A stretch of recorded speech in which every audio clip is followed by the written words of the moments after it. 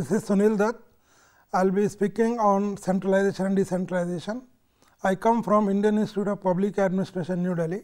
Objectives: define centralization and decentralization, establish their utility for bringing effectiveness in the working of public organization, and analyze the advantages and disadvantages. Now, introduction.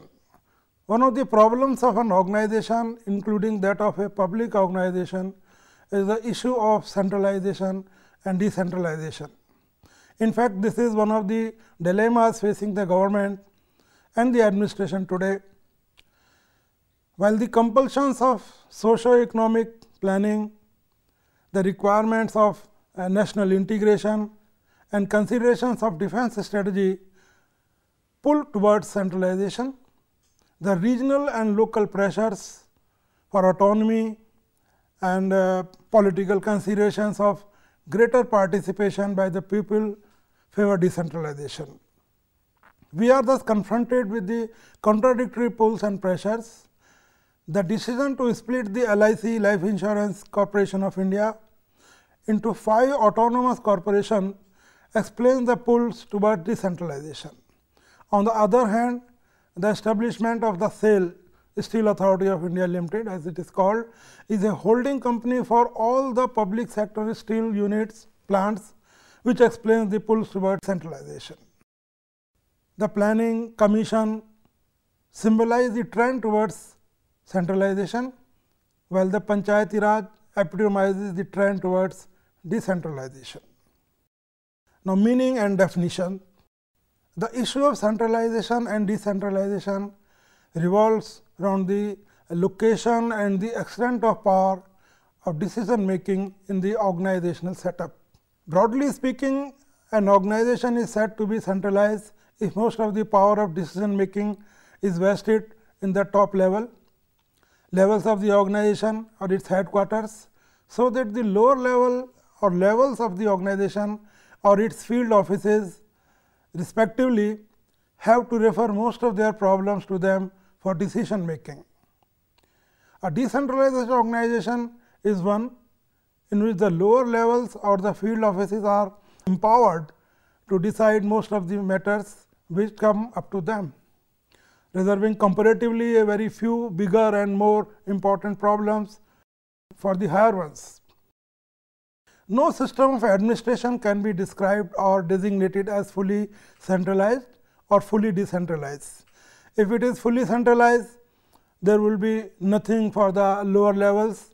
So, to do except transmit problems. Such an organization will fall on its own weight and weight of problems. On the other hand, if it is fully decentralized, there is no need for the headquarters. It will be contradiction in terms. Further, it will result in nothing less than anarchy. Thus, the distinction between centralization and decentralization is not absolute, it is relative.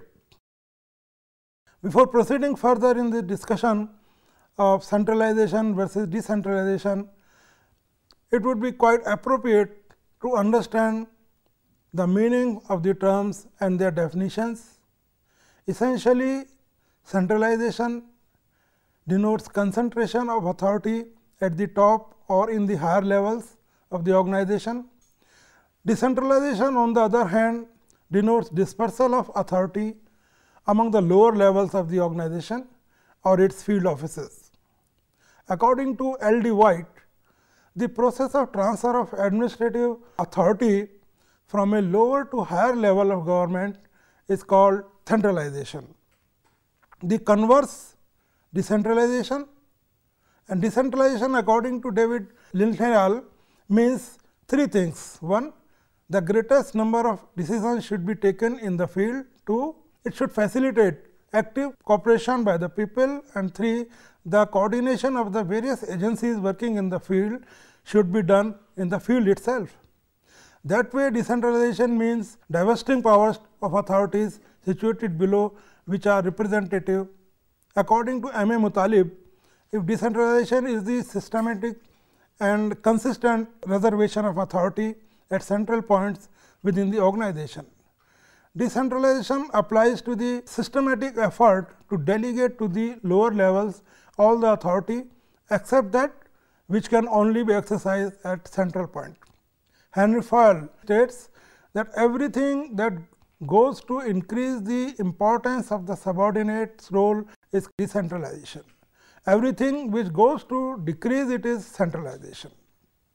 According to Fessler, whether a public organization leans towards centralization or decentralization depends on a variety of factors, which are namely: number 1, importance of the matters or issues on which field officials have decision making authority. Second, the extent of central consultation with the field officials in matters that are formally decided at the headquarters. And thirdly, the extent and frequency with which field officials must refer matters to the headquarters. Fourth, the number and the particular nature of central regulations in order pertaining to decision making in the field. And fifth, the provision for appeals to the headquarters against the decisions of the field. And sixth, the caliber of the field officials. Issues of decentralization. The issue of decentralization versus centralization has the 5 aspects relating to: number 1, superior and subordinate officers, head office and component parts of the organization, headquarters and field offices, chief executive and functional departments, and number 5, officials and non-officials. The first 2 are administrative, the third is geographical, and fourth is functional, and the fifth is political. To amplify further, it can be stated that if subordinate officers in an organization are vested with a large measure of decision making authority, it is an administrative aspect of decentralization. Another administrative aspect of decentralization is to vest more decision making authority in the component parts compared to the headquarters. If field office, it becomes a geographical aspect of decentralization. For instance, the trend towards vesting more authority in the zones and divisions of the railway administration is a geographical aspect of decentralization. And functional departments are vested with more authority compared to the chief executive. It is a functional aspect of decentralization. It means leaving the power of decision making in respect of technical or professional matter largely to the concerned units. Similarly, in an organization, if more authority is vested with non-officials compared to officials, it is a political aspect of decentralization. The example is that of the Panchayati Raj setup in various states of India. The converse of it can be described as centralization. Facets of decentralization are: often the word decentralization, devolution, delegation and deconcentration are used interchangeably. However, there is a subtle distinction between these words. Decentralization, devolution and deconcentration imply transfer of authority. However, according to Mutalib, deconcentration is based on administrative action, devolution political and legal, decentralization on political, legal and administrative actions. This is a subtle difference. In decentralization, there is the divesting of authority to subordinates, while in delegation certain specified functions and powers are delegated to the subordinate with a right to take them back or overrule them at any time. As M. A. Mutalib points out, if decentralization tends to seek justice to the subordinate, delegation does to the superior. For under decentralization, what was due to the subordinate by virtue of the authority of knowledge is restituted, while under delegation the superior seeks to provide himself with a relief. Some make the distinction more clear. Panchayati Raj is an example of decentralization. State governments in India clamoring for more powers amounts to seeking devolution. The district collector being vested with authority over development departments in the district is an example of deconcentration. The commissioner of the police delegates power to permit holding public meetings to the Assistant Commissioner of Police of the concerned area. This is an example of delegation. Now, some factors influence centralization and decentralization. There are certain factors which govern the issue of centralization and decentralization. They are responsibility factors, administrative factors, functional factors, and external factors. As heads of public organizations or departments are vested with the ultimate responsibility for their efficient functioning, they generally tend to concentrate important powers in their own hands or to themselves. Necessarily, the factors of responsibility act as deterrent to decentralization. It is well known that authority and responsibilities go together. There are several administrative factors, for example, the age of the organization, stability of the organization, competence of the field staff, which have a bearing on centralization and decentralization. In an old administrative agency, where administrative proceedings and precedents are well established and norms of administrative behavior crystallized, it is easier to decentralize than in the other kind of organizations. In newer organizations, a certain amount of centralization is inevitable. Stability of policy naturally facilitates decentralization. Frequent changes in policy, as for instance in the case of land ceiling administration, facilitates centralization. The competence of field staff has vital bearing on decentralization. The more competent field staff, the greater propensity in decentralization.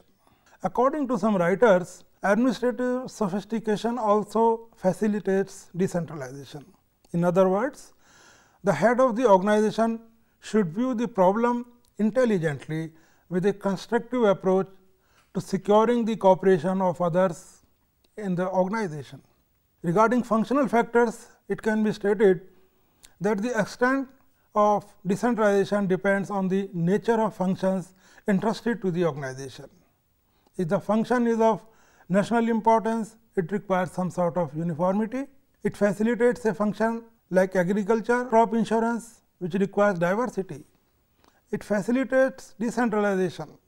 Further, in multifunctional organizations, there is greater scope of decentralization than in unifunctional organizations. Lastly, some external factors like people's participation and safeguarding regional interests facilitates decentralization. Centralization, after studying the factors governing centralization and decentralization, it would be quite appropriate to study the advantages and disadvantages of both centralization and decentralization. After the Industrial Revolution and in the context of enormous advancements in the field of science and technology, centralization in administrative organizations is growing despite professed concern for decentralization. In the first place comes technology, which works in three complementary ways: by conquering distance first, by making execution more mechanized, and by helping to process a mass of information through the computer and cybernetics.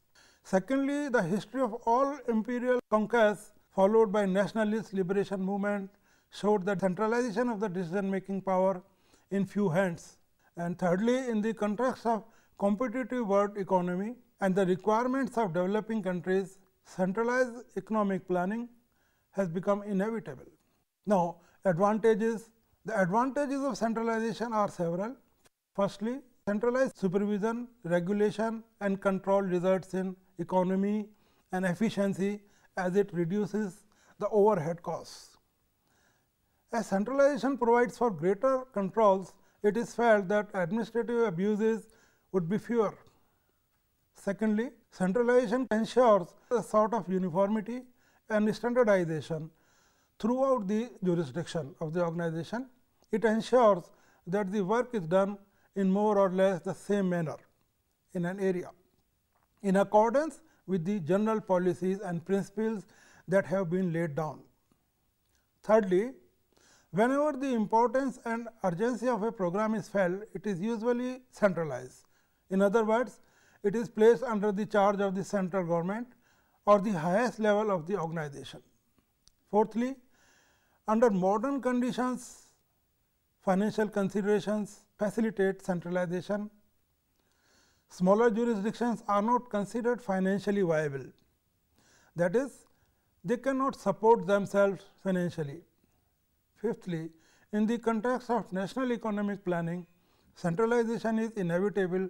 In India, it is part of experience that state governments have to act at the behest of the union government, even in the matters relating to minor irrigation, electricity, land reform and so on, when they have constitutional authority over these subjects in the listing arrangement.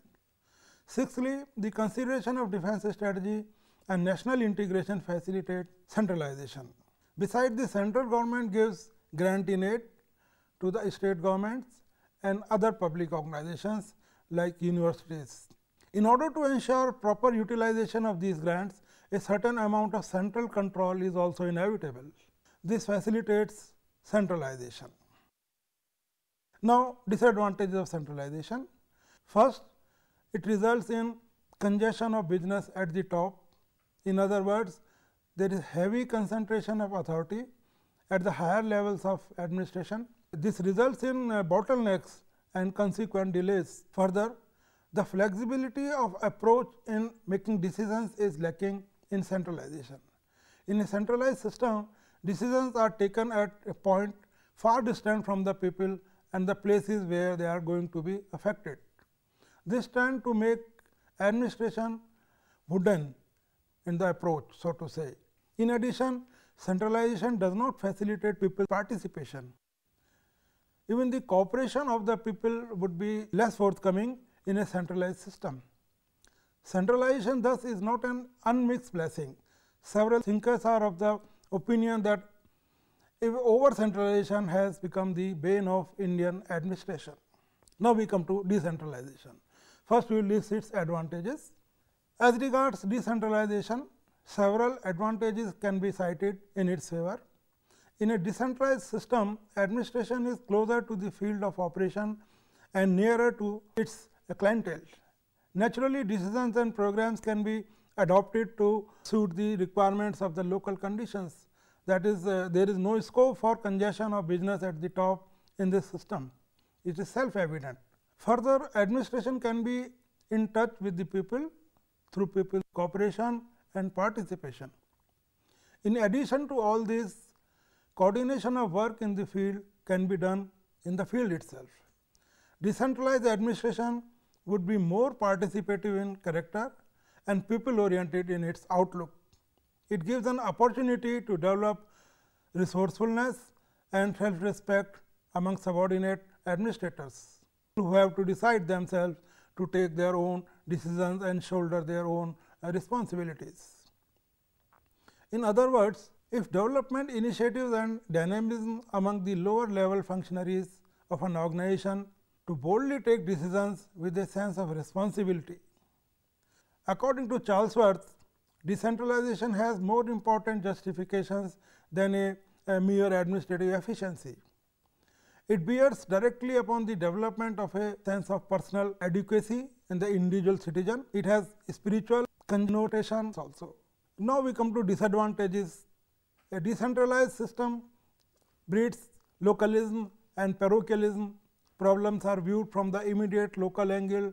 The national perspective usually gets lost. Too much of decentralization may lead to anarchy. If the function is one of national importance, it requires some sort of uniformity. It facilitates a function like agriculture, crop insurance requiring diversity, as I told earlier. It facilitates decentralization.